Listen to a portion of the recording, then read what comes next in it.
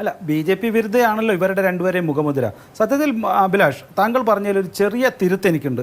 ഒന്ന്, ഇന്ന് രാഹുൽ ഗാന്ധി ഇത്തരത്തിലുള്ള ഒരു ആരോപണം ഉന്നയിച്ചത് ഞാൻ മനസ്സിലാക്കുന്നത് കേരളത്തിൽ വളരെ ശക്തമായ ഇടതുപക്ഷ വിരുദ്ധ തരംഗം അല്ലെങ്കിൽ ഭരണവിരുദ്ധ തരംഗമുണ്ട്.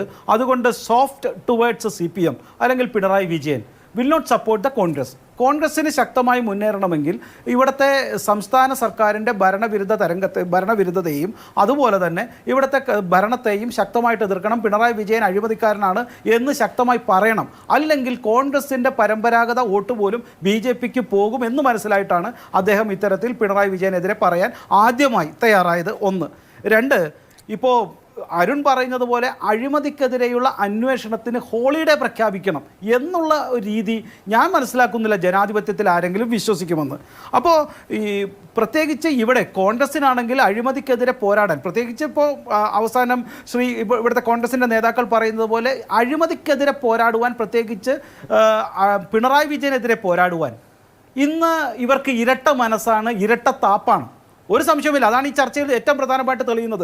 പിണറായി വിജയനെതിരെ പോരാടുവാനായിട്ട് ഇവർക്ക് ഇരട്ടത്താപ്പാണ്. അതുകൊണ്ടാണ് നേരത്തെ പറഞ്ഞതുപോലെ കമ്മ്യൂണിസ്റ്റുകാരെ CPM ഇറ്റ്സ് അവർ ബ്ലഡ് റിലേഷൻ, ഞങ്ങളുടെ സുഹൃത്തുക്കളാണ്, ഞങ്ങളുടെ ഇരട്ടവറ്റ മക്കളാണെന്നൊക്കെ രീതിയിൽ പറയുന്നത്. അതുകൊണ്ടാണ് ഏറ്റവും പ്രധാനപ്പെട്ടത് ശ്രീ രാഹുൽ ഗാന്ധിയുടെ മാനസിക നിലയ്ക്ക് എന്തോ കാര്യമായ തകരാറുണ്ട്.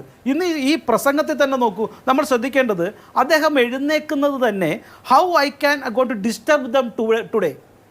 പ്രതിപക്ഷ കക്ഷികളെ അല്ലെങ്കിൽ BJPയെ അല്ലെങ്കിൽ ഭരണകക്ഷിയെ എങ്ങനെ ഡിസ്റ്റർബ് ചെയ്യാം എന്ന് ആലോചിച്ചുകൊണ്ടാണ് ഞാൻ എഴുന്നേൽക്കുന്നത് എന്ന് ഒരു നേതാവ് പറഞ്ഞാൽ അദ്ദേഹത്തിൻ്റെ മാനസിക നിലയ്ക്ക് എന്തോ കാര്യമായ കുഴപ്പമില്ലേ? യഥാർത്ഥത്തിൽ ഒരു വ്യക്തി എഴുന്നേൽക്കേണ്ടത് പോസിറ്റീവായി ചിന്തിച്ചുകൊണ്ട് എനിക്കെങ്ങനെ മുന്നേറാമെന്നാണ്. പക്ഷേ ഈ മനുഷ്യൻ എഴുന്നേൽക്കുന്നത് എങ്ങനെ BJPക്ക് ഡിസ്റ്റർബ് ചെയ്യാം. വളർച്ച പോലുമല്ല, വികസനമല്ല, രാജ്യത്തിന്റെ ചരിത്രത്തിൽ ഇന്നേവരെ പത്രക്കാരെ അഭിമുഖീകരിക്കാൻ ധൈര്യം കാണിക്കാത്ത ചിന്താഗതിയാണോ ഒരു അടുത്ത ഭരണകൂടത്തിന് പറയുന്നത്? ഇതൊരു ഭരണകൂടത്തിനോ അടുത്ത ഭരണകൂടത്തെ നയിക്കാൻ പോകുന്ന ഒരു നേതാവിനോ മെന്റാലിറ്റിയാണ്. ഒരു സംശയമില്ല, ഈ മനുഷ്യന്റെ മാനസിക നില പരിശോധിക്കണം. ഒരു സംശയമില്ല. കാരണം ഒരു ഭരണകൂടത്തെ നയിക്കുവാൻ വേണ്ടി അത്തരം ഇത്തരത്തിൽ മറ്റു ഭരണകൂടത്തെ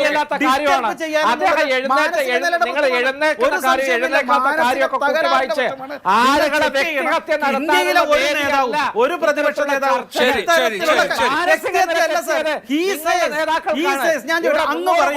അങ്ങ് പറയുമോ ആരെങ്കിലും പറയുമോ?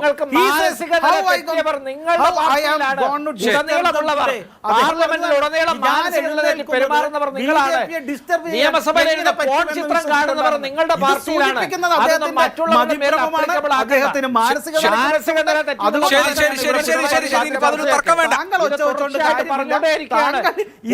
ഇത് താങ്കൾ പറഞ്ഞു മനസ്സിലാക്കേണ്ടത് താങ്കളുടെ നേതാവിനാണ്. കുറച്ചുകൂടി മതിപ്രമമില്ലാത്ത ഭാഷയിൽ സംസാരിക്കാൻ, ജനങ്ങളോട് പോസിറ്റീവായ കാര്യങ്ങൾ പറയാൻ താങ്കളുടെ നേതാവിനെ, താങ്കളുടെ പ്രധാനമന്ത്രിയായ ഉദ്ദേശിക്കുന്ന അയാളെ നിശ്ചയിക്കണം.